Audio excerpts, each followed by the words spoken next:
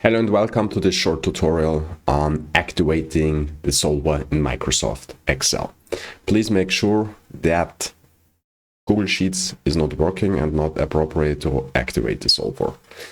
So please purchase a Microsoft Excel license. I have already started Excel. We can go on File, and at the bottom we see here Options. We click on Options.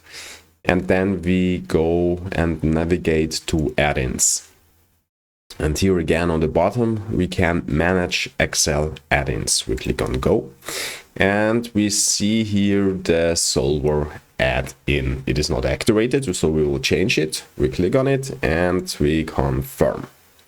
What has happened is if we go to the data sheet, we can see now under Analyze the solver tool. So here you can start the solver and start configuring the solver to solve mixed integer linear programs. Good luck with it.